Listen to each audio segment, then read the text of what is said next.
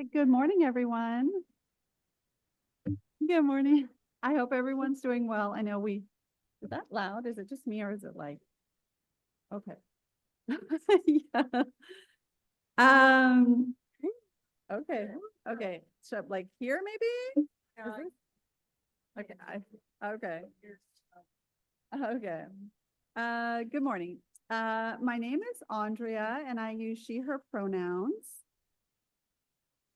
Can you is this better? Okay. I have such a loud voice that I'm always worried about getting too close, but this is good. Okay. So my name is Andrea and I use she, her pronouns. I serve as one of your Board of Trustees members, and I am happy to welcome all of you on Zoom and in the sanctuary to the Tahoma Unitarian Universalist congregation. I wanted to say that last weekend we had a little get together at my house. The girls over there and I hosted, and it was wonderful to see those families that came. No, I'm sorry you guys missed it, but we'll definitely have another one because it was a lot of fun. But anyway, back to business. Unitarian Universalists are a community of people who hold many beliefs, many origins, identities, sexualities, and genders. We uphold and celebrate the inherent dignity of every person, which means you are welcome here just as you are. Love is the power that holds us together as we gather in community to seek life's deeper meanings and to celebrate the diversity of all living things. We are all growing with and learning from one another. If you are here for the first time, we bid you a special welcome. After the service, I will be in the sanctuary. It says here that I'm supposed to point to where I will be, but I will just be in the general area, probably chasing those two kids over there. But I will be here to answer any questions you may have about Unitarian Universalism or our congregation.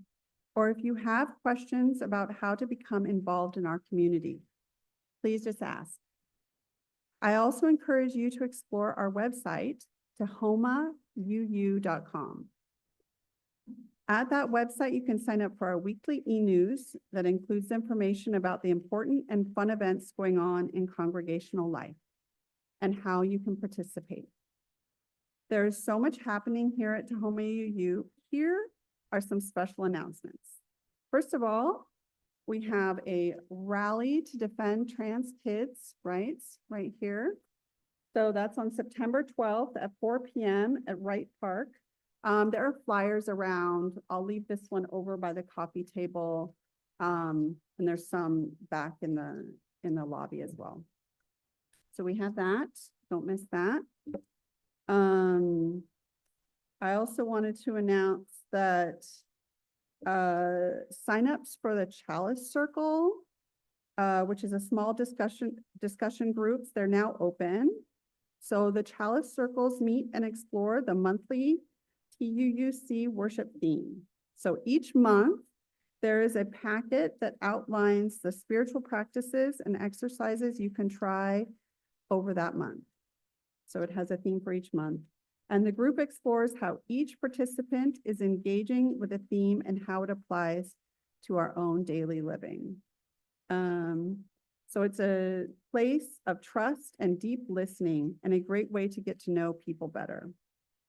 So there'll be an evening group and a daytime group. The sign-up sheet is on the table.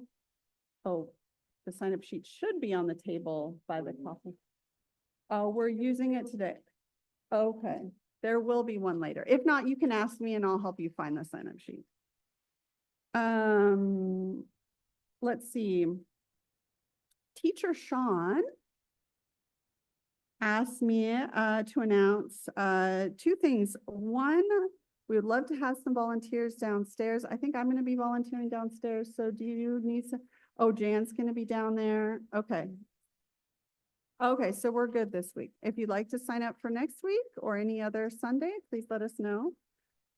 OWL K-1 starts on October 5th, and there are still 8 spaces left. So you can sign up on that. So I would say probably talk to Teacher Sean about that. And then we're also trying to actively build a youth, so 11 through 17 group for OWL as well. No? Just a regular fun youth group. Okay. So hopefully that'll start also on October 5th. So if you have any young ones, 11 through 17, that might be a good thing to sign them up for. Let's see, what else do we got? Oh, we have a save the date for our Halloween carnival on Saturday, October 25th. So that should be fun here. We'll be having a big Halloween party. So we hope you can make it. That's Saturday, October 25th. Also, if you are new or new member or thinking about membership, there's a Pathways to Membership 2 Thursday evenings, September 25th and also October 2nd from 6:30 to 8 p.m. And that's here in the sanctuary. There'll be snacks. If you need childcare, you can reach out to Sean, our admin, Sean, at admin@tahomauu.com. And you can ask me about that too. I can help you sign up for that. And I think those are all our announcements. Oh, am I missing one? Oh. Oh, yes, yes.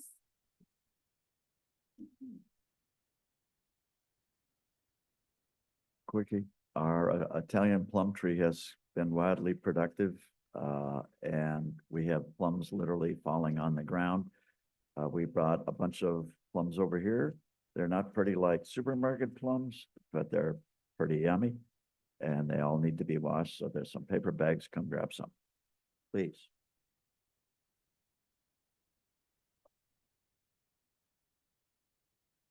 Third Friday potluck is coming up September 19th. It'll be a planning meeting. Come to the kitchen entrance.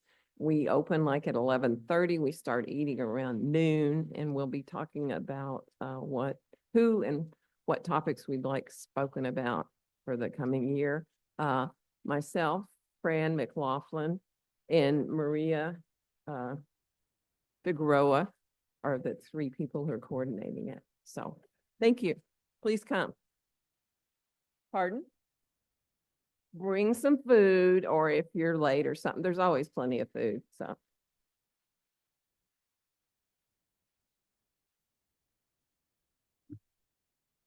Okay, again, if you sign up for the e-newsletter, it's all there and there's lots of good stuff. You are also invited to join us for social hour immediately following the service, right over there by the windows.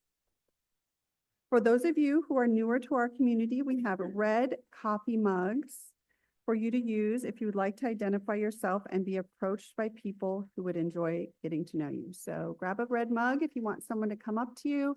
If you want to just fly under the radar, just grab the white mug and we'll try to leave you alone. Okay. If you are someone who would benefit from a large print hymnal or a hearing assistance device, they are available at the back of the sanctuary. As we begin our service in this beautiful place called Tahoma by local indigenous tribes and nations, I acknowledge that we meet today on the land of the Coast Salish people, including the Puyallup tribal nation, land from which they were forcibly displaced. I honor the resiliency of indigenous people and stand with them as they continue to protect their culture, land, and water, and fight for their visibility, sovereignty, and very existence. Lastly, please set your electronic devices to worship mode. Let us exhale deeply, especially me, because I get so nervous up here. Okay. And settle ourselves into this holy moment of sharing and receiving. Let us join together in worship.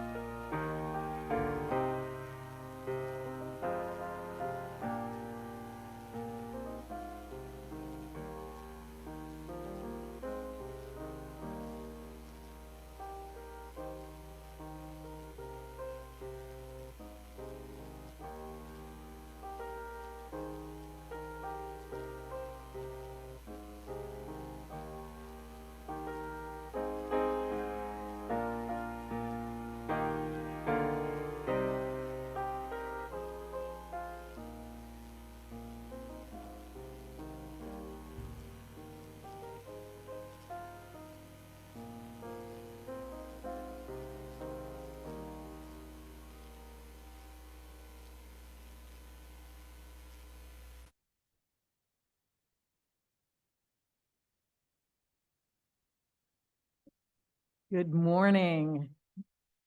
My name's Patty McPhee, and it's been brought to my attention that that doesn't mean a lot to some of you.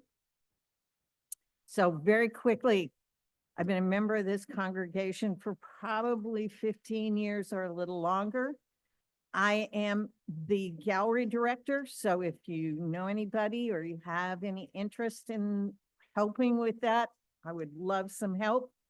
I'm also a member of the worship committee. So if you have questions about any of those things, please let me know.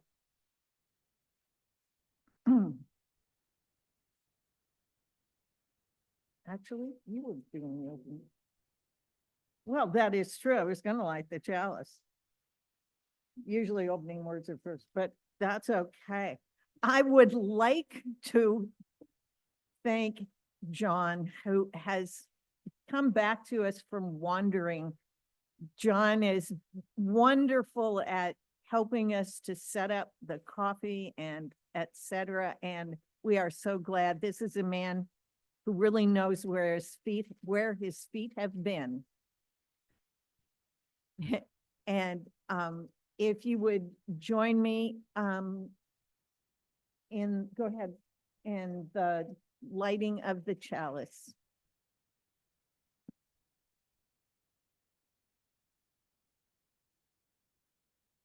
And if you'll join me in the words on the screen.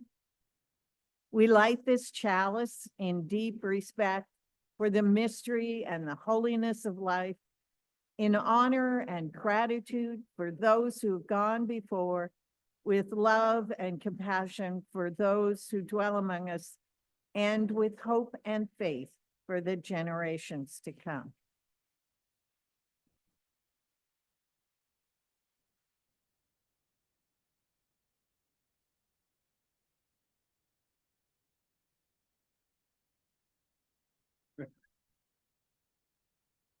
And bring light into that, never mind. Good morning, my name's Bob Hayes. I am the other third of the 2/3 that is Patty. I respond to he and him, and if Patty, my admiral, lets me every once in a while, I'm called captain. So for those of you that have never been to a UU service before, particularly a water communion, I thought I would explain a bit about it. In 1982, UU women were asked to create a new, if you will, celebration for the church to have to bring people together and reinforce the idea that we're all part of the whole. And after much thought, they decided to use water as the base for that. And that was the beginning of what has become water communion, which typically in all the UU churches are held around this time of year when everybody's coming back from vacation and trips and travel, and gives everybody an opportunity, if they've been warned and know what's coming, to bring water with them on this particular Sunday on the places that they've been, special places that hold things in their heart. Patty and I are bringing some salt water from Puget Sound because we spend a lot of time boating. So the main service today is going to be the opportunity for each of you to bring your water up if you brought some. If you didn't, there'll be water up here in front, and you'll be given the opportunity to say 5 or 10 words. Otherwise, we'll be here till tomorrow afternoon about your water and why it's important, or just why water is important for you in your life. So that's just to give you a little background on what's going on here today. Now we're going to do our opening hymn, and the opening hymn today is a new one for us, number 210, Wade in the Water. Well, we haven't done it. He just doesn't remember it.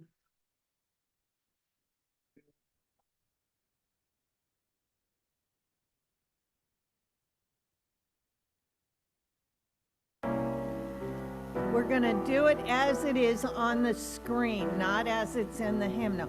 Wade in the water, wade in the water, children, wade in the water. God's gonna trouble the water. Walk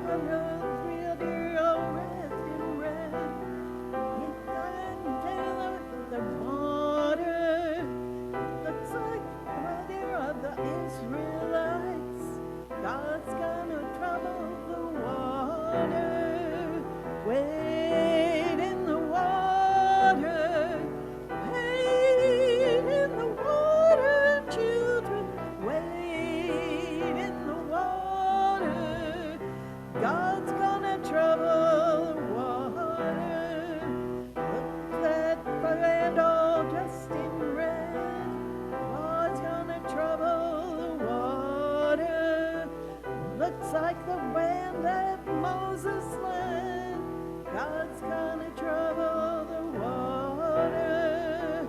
Wade in the water.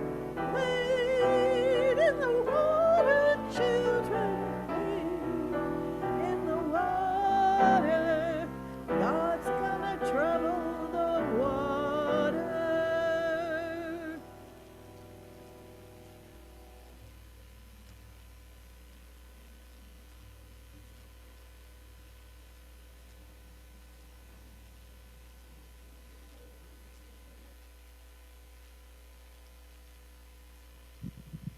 Okay. Now we're going to do something a little different for today, the time of all ages. We're going to be doing backpack blessings. So it's totally okay. A lot of people did not bring their backpacks. We can just pretend that we have our backpacks, right?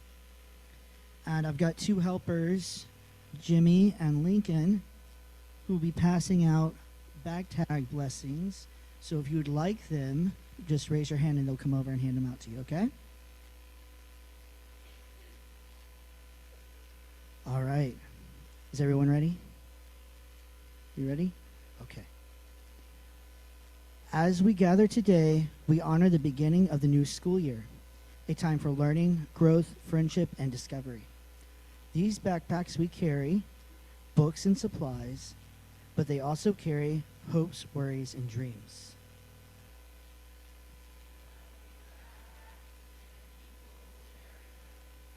Awesome. May these bags remind you each day that each person is important, including you, that we help one another and are never alone, that you can use your gifts for peaceful and fair and free world, and that you are part of a great web of life connected to all.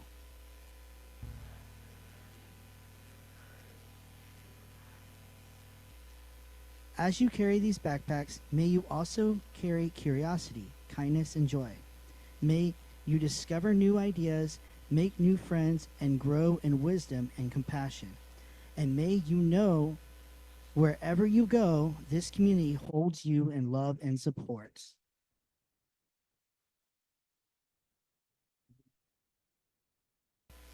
All right, well, we will all go downstairs and more backpacks for us.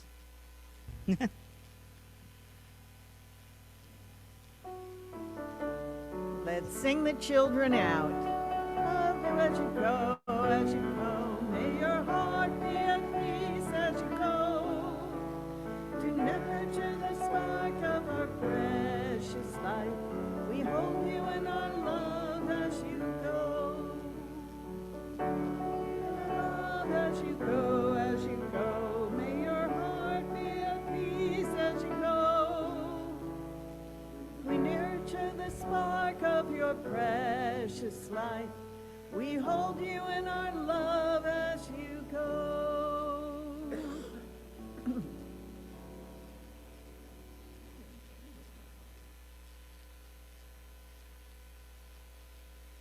Good morning.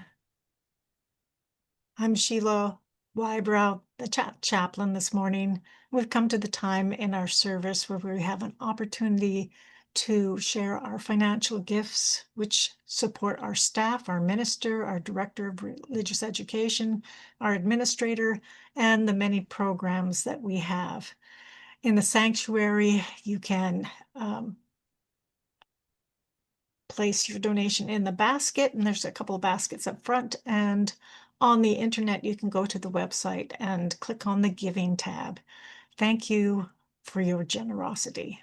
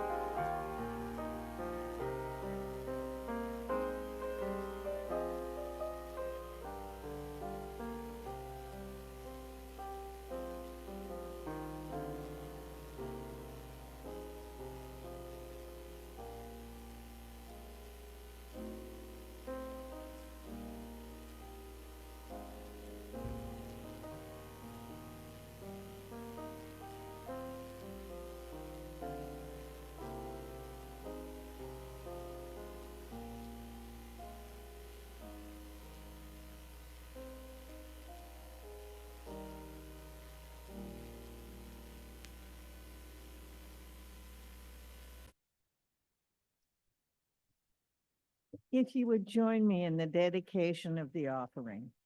We dedicate ourselves and our offering to the work of this congregation, weaving a tapestry of love we call community, both within and beyond these walls.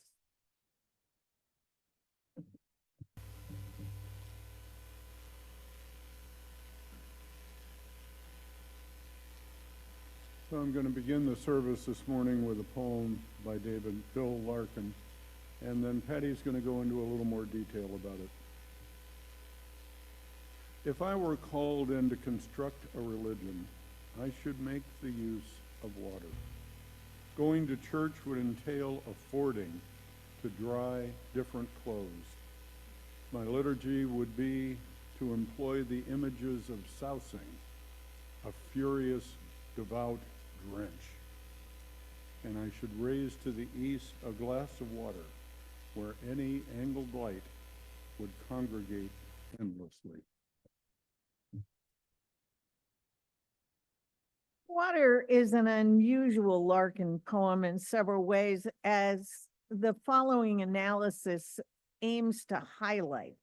You can read Larkin's poem Water on the internet as well as here. It was written in 1954, a year before he went to work at the library of Hull University.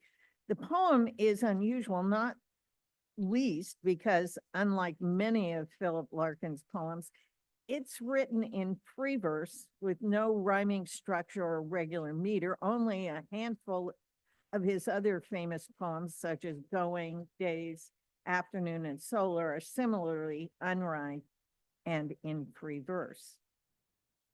This lends the poem a chatty, loose feel. It's simple language and unadorned poetic style, making Larkin's point as clear as a glass of water. This may be significant given the simplicity of the religion which Larkin's poem envisions, getting really wet a lot of the time. That's my add-on there. And what is that religion? In summary, one that would make use of water. It's unsurprising that a librarian who spent his days among dry and dusty books should pen his poem to hydration. Many religions, of course, make use of water, especially the various sects of Christianity, which include baptism as a holy ritual or sacrament. Whether it's a baby's head being wetted with water from a fountain or a complete immersion into the water, many Christians have been baptized, and water has symbolized the purification of that person's soul in preparation for a life of religious devotion. But Larkin's hypothetical religion would place water even more at the center of things. People going to his church would regularly come into contact with water. Fording, is that waiting? As towards special dry clothes, which they would change into following their weekly baptism or dunking, your choice. Religious sermons and holy texts, the liturgy, would feature watery imagery, and the most powerful symbol of all, perhaps, would be the humble glass of water, which would be raised to the east, symbolizing new births and new beginnings. What does this all mean? What Larkin cleverly does in water is take familiar symbols and rituals, familiar in particular to those who know the traditions of Christianity, and alter or recalibrate their significance. Where in Christianity, baptism is a one-off ritual, in Larkin's church, it would be a regular part of church attendance. Think about that, folks. You know, you'd have to bring a dry set of clothes. The liturgy of Christianity is known for its images of fire. Fire and brimstone being a slang term for a fierce brand of militant sermonizing, drumming ideas of the hellfire into the churchgoers. But Larkin's Holy Writ would conversely be fully of watery imagery, albeit delivered in a furious and devout manner. The chalice of red wine that is used in Holy Communion or the Eucharist to represent the blood of Jesus Christ becomes in Larkin's liquid religion a glass of nothing other than water itself. There is a call to strip away the complexities of holy doctrine, of ideas of transubstantiation and consubstantiation, i.e. the red wine in that chalice it really represents, and worship instead the life-giving natural properties of water, one of the few actual essentials for living. This is where the poem's simple, clear, free verse style helps convey the poem's message of simplicity. It's easy to overanalyze a poem like Water, but its images do raise questions about what Larkin is exactly suggesting about religion. The poem's final image of an angled light suggests furthermore that Larkin's religion would not be about division and exclusion, but would welcome everyone, since water brings us all together by our common need for it.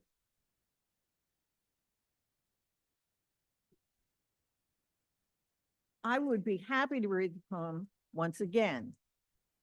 If I were called in to construct a religion, I should make use of water. Going to church would entail affording to dry different clothes.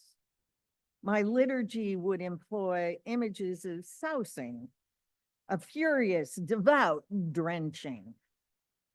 And I should raise it in the east a glass of water, where any angled light would congregate endlessly.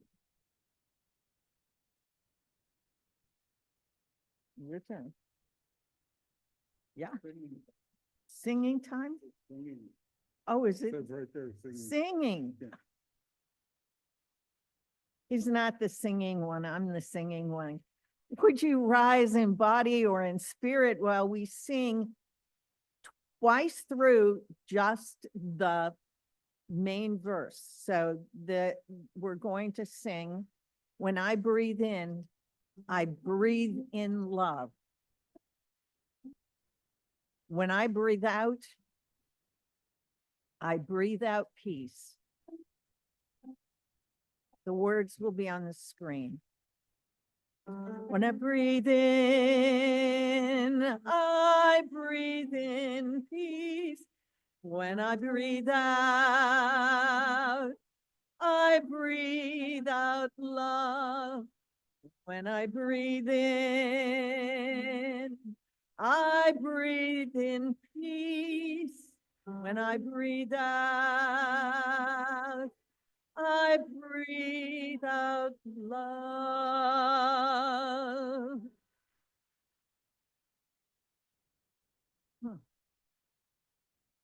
So a little note. So the reason that I chose that particular hymn is, to me, it reminds me of water. The flow in and out of tides. Patty and I have lived on boats. And it just brings a peace to us when we're on the water, just like that song brings when you sing the words. Also, I would like to mention, for those of you that aren't aware, whoever sets up the service chooses the hymns. That wonderful lady over there, Marianne Lyman, will then look at the order of service and she will figure out all the songs for the gathering during the beginning of the service, the song that's played while monies are being collected, and the song typically that's played in a later part of the service. And that's what she does so wonderfully well, is to find the right songs to weave into the service. Thank you so much. Page 36.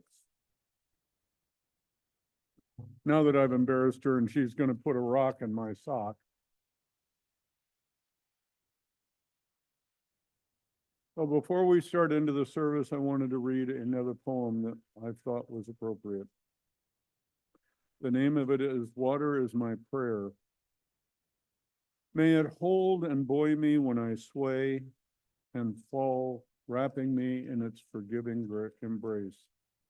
May joy be my favorite stroke as I glide the river, ocean, stream, or lagoon. May it bring me flow when I want to flight. May it help me find myself when I'm lost. May I be like water and always find the way, even when doubt threatens to drown me. May it thrill and awe me and fill me with overflowing gratitude. May lagoon silence and peace fill me with stillness. May I be patient like the eternal river on its long journey to the sea. May I be wise, bountiful, and ruthless like the ocean to do what must be done. May I be carefree and surrendering like a waterfall as it trusts and lets go into the unknown. May I simply be water, adaptive, flowing, flexible, soft, yet determined, unapologetic for being what it is, as water is itself. I breathe with the earth, and the water is my prayer. So with that, we are going to now open it up to those of you that will please feel free to come forward. If you did bring water, feel free to bring it up and put it in the container. And the joining of that water is like the joining of all of us coming back together again.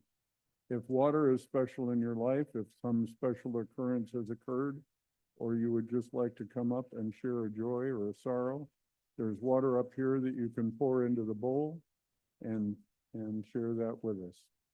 But please remember that we're talking about 4 or 5 words. So condense your thoughts. There's a few of us here. It could get long otherwise. So I will start. Water that holds my ship, holds my soul. Please come forward.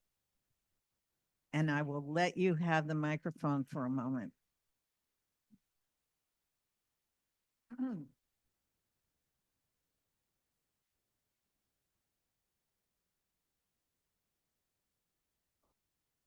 Filtered water my dog loves. This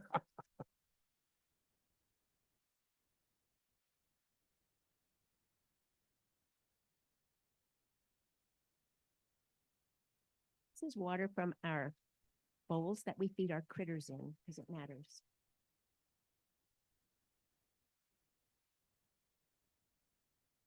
For some reason, I'm recalling that my mother rescued a good friend's child from drowning. For my loved ones here and not.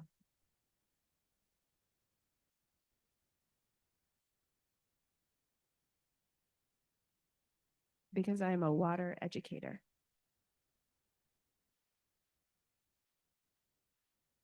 The water flowing through our brand new sewer pipe.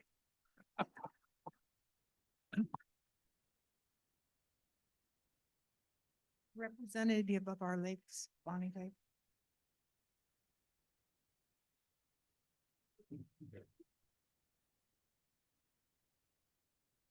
Water from home, reminding me of the warmth of my family. Water from a once-in-a-lifetime family trip to Italy.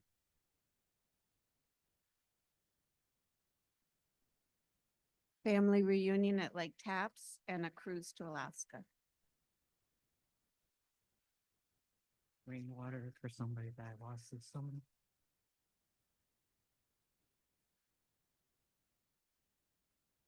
Water from my hiking water bladder to a summer of hiking and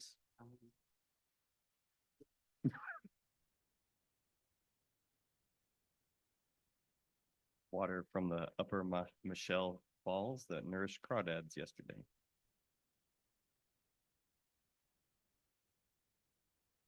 Water from the Pacific Crest Trail. Even clean water without grit can lead to dehydration. Rainwater that waters our garden.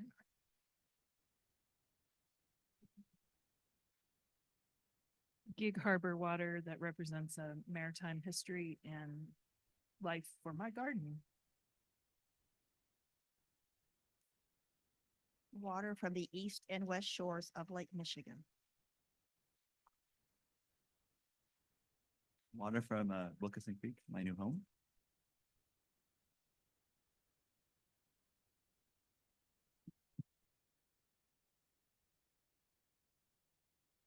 Water from the air moisturizes the air.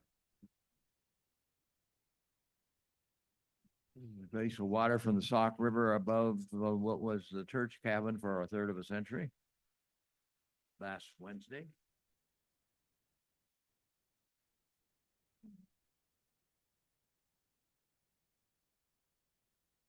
Bless the people of the world with clean water, especially people of Gaza. Water from a friend. I don't know if my glass is half full or half empty. I just know that I have a thirst and I'm pleased to be able to be quenched.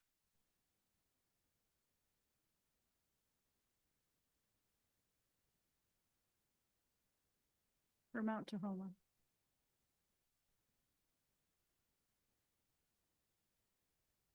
Symbolic water from the creek that runs along Mount Buksan. It's north of Seoul, Korea. And also from the rainwater that dripped along as I walked along the Camino de Santiago, Spain.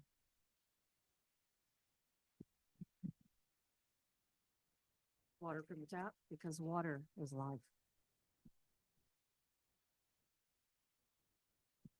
The clean water we have to give our kids as they start school and their education journeys. I'll take this moment to just be in our own bodies, which are 70% water. Just a moment.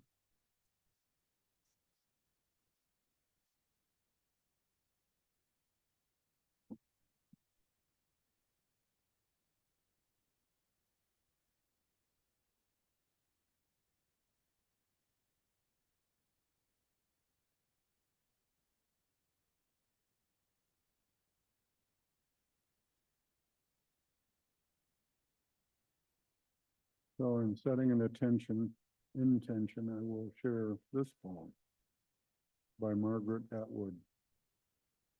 Water does not resist, water flows. When you plunge your hand into it, all you feel is a caress. Water is not a solid wall, it will not stop you. But water always goes where it wants to go. And nothing in the end can stand against it. Water is patient. Dripping water wears away stone. Remember that, my child. Remember, you are a half water. If you cannot go through an obstacle, go around it. Water does.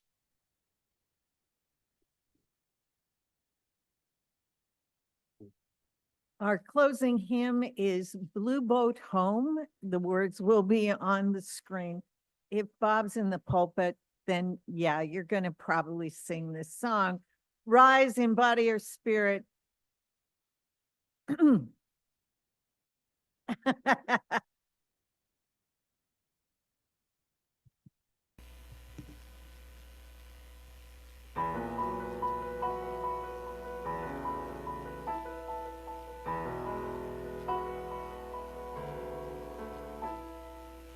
Though below me I feel no motion, landing on these mountains and plains, far away from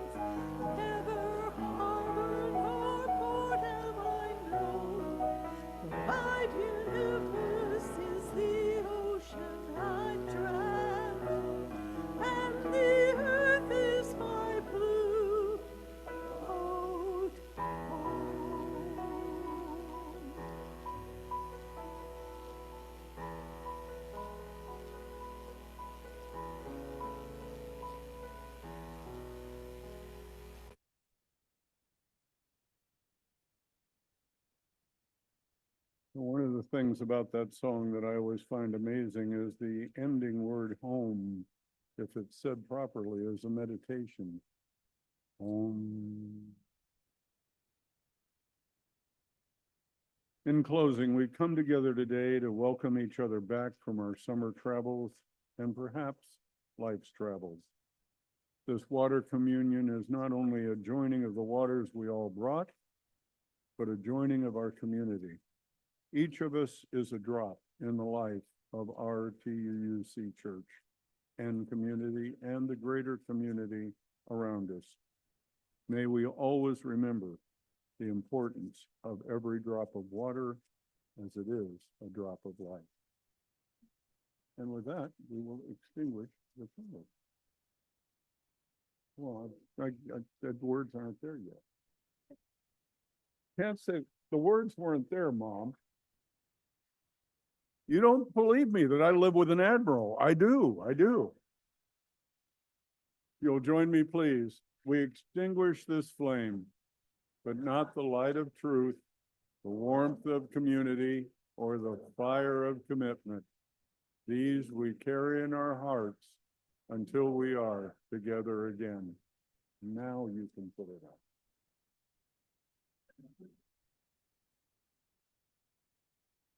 Only 43 years we've been doing this. We're going to get it right yet.